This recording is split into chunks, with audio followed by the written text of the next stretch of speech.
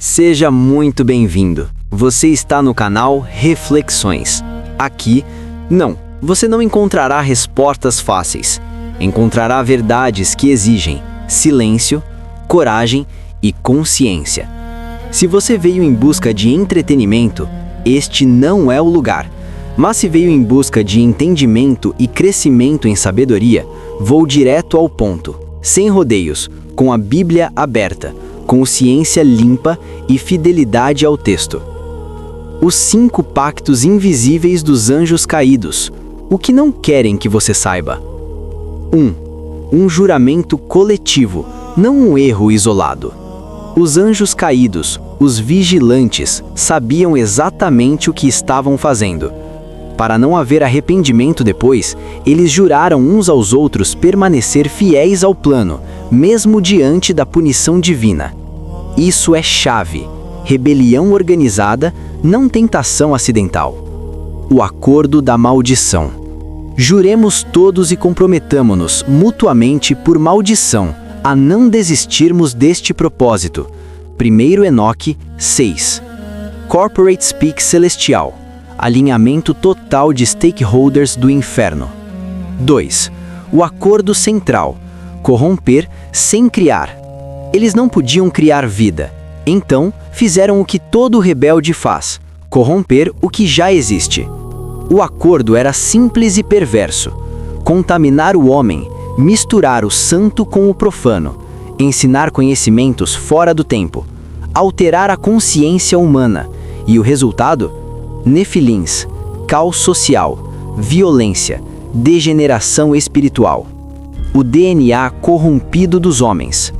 Quando falamos em DNA corrompido, não estamos tratando de genética moderna, mas de linhagem espiritual violada, como a própria Torá sugere, ao afirmar que toda a carne havia corrompido seu caminho sobre a terra, em Bereshit 6.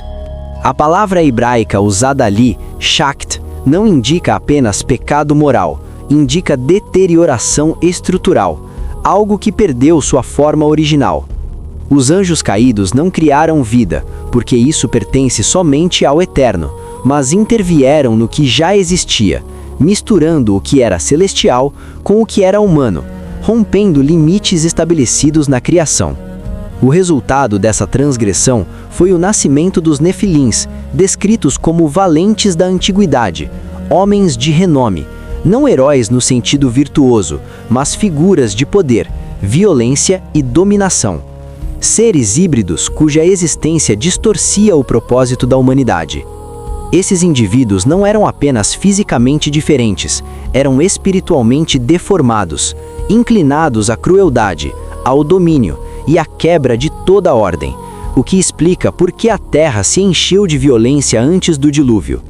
A corrupção não ficou restrita a alguns corpos, espalhou-se como contaminação de linhagem, afetando famílias, culturas e estruturas sociais inteiras, a ponto de Deus declarar que o próprio tecido da criação havia sido comprometido.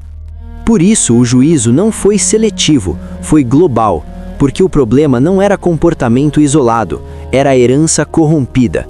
Um mundo onde o homem já não refletia a imagem do Criador, mas uma distorção dela. A Torá deixa claro que Noá era íntegro em suas gerações, expressão que muitos sábios entendem como preservação da linhagem, não apenas caráter pessoal, indicando que ainda havia pureza estrutural suficiente para reiniciar a humanidade. Os seres que nasceram naquele período carregavam força descomunal, inteligência desviada e ausência de temor. E após sua destruição física, sua influência não cessou, pois o padrão de corrupção passou a operar sem carne híbrida, agora por doutrina, cultura e sedução espiritual. O alerta é direto. Quando limites da criação são violados, o resultado nunca é evolução, é degeneração disfarçada. A narrativa do DNA corrompido não fala apenas do passado, fala do risco eterno de o homem aceitar misturas que Deus nunca autorizou e chamar isso de progresso, quando na verdade é repetição da queda. 3. O preço que aceitaram pagar. Eles sabiam da sentença, mesmo assim, seguiram, e o acordo incluía perda da posição celestial, prisão espiritual eterna para muitos deles, ódio eterno pela humanidade. 4. O plano pós-expulsão, operar no invisível.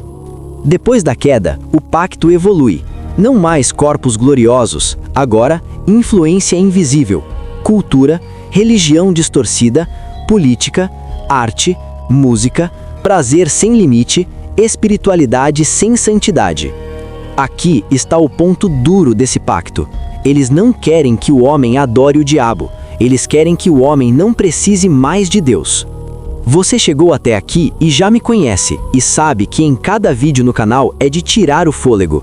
Então agora, vou me aprofundar trazendo revelações profundas contidas nos manuscritos antigos da Torá. Fica até o final. Vamos lá. 5. O acordo final, até o juízo. Quando se fala no acordo final até o juízo, estamos falando de uma decisão tomada no mundo espiritual depois da queda. Não há mais retorno, não há arrependimento, apenas resistência até o fim. A Torá deixa claro que o adversário sabe que seu tempo é limitado. Por isso, sua atuação não é caótica, é estratégica, paciente e persistente. O objetivo não é vencer Deus, isso nunca esteve em pauta, mas arrastar o homem para fora do propósito, atrasar, confundir, corromper e separar o máximo possível antes do juízo definitivo. Esse acordo não é renovado com Deus, é sustentado pelo ódio à criação e pela inveja da posição que o homem recebeu. Lúcifer perdeu lugar, o homem recebeu autoridade. Desde então, o alvo é romper essa relação. O acordo nos dias atuais. Nos dias atuais, os pactos não acontecem com rituais caricatos, como muitos imaginam, mas com relacionamento contínuo, escolha consciente e alinhamento de valores. A Torá mostra que pacto sempre envolve troca. Algo é oferecido e algo é exigido. O que ele oferece hoje é exatamente o que ofereceu desde Bereshit 3. Autonomia sem Deus, poder sem submissão, prazer sem consequência, conhecimento sem temor. Em troca, exige acesso, legalidade espiritual e lealdade prática. Quem aceita viver sem limites, rejeitando a autoridade do Criador, já entrou em acordo mesmo sem palavras.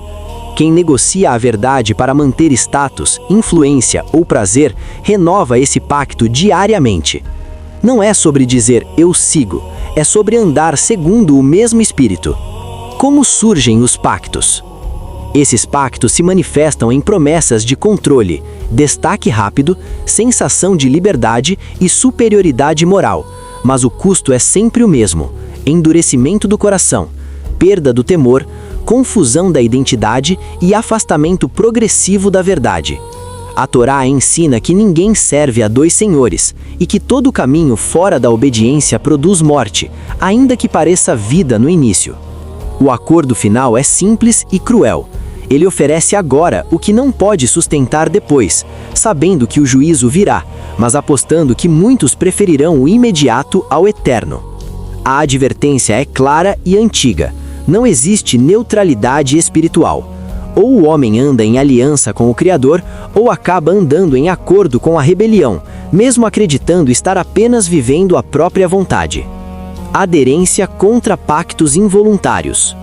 A advertência contra pactos involuntários é urgente, porque a maioria deles não nasce de rebeldia declarada, mas de desatenção espiritual, ignorância dos princípios da Torá e convivência prolongada com valores contrários ao reino. A Torá ensina que pacto não exige cerimônia visível, exige concordância, ainda que silenciosa. Quando o homem aceita as coisas normais que Deus chamou de profanação, já houve aderência. Muitos, inclusive dentro do meio evangélico, acreditam que só existe pacto quando há invocação direta, mas Bereshit, Gênesis, mostra que o primeiro pacto com a serpente aconteceu por escutar, diálogo e aceitação de uma narrativa alternativa à palavra do Eterno. Não houve ritual, houve concordância interior. Primeiro ele trabalha dentro para manifestar sua vontade nas ações do homem, levando-o a profanar o templo de Deus. Pactos involuntários se formam quando práticas, discursos e hábitos passam a moldar o coração sem serem confrontados pela verdade. A Torá alerta repetidamente para não aprender o caminho das nações.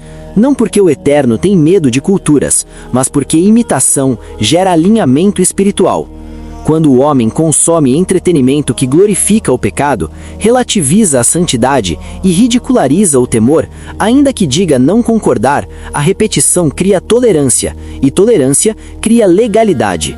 O mesmo ocorre quando a fé é vivida sem obediência, quando a graça é usada como licença e não como restauração, quando a oração perde reverência e se torna negociação. Isso não é neutralidade espiritual, é adaptação a espíritos caídos. Os pactos velados. Entre muitos evangélicos, pactos involuntários surgem quando a palavra é trocada por opinião, quando o altar é substituído por palco, quando o sucesso é mais celebrado que a fidelidade.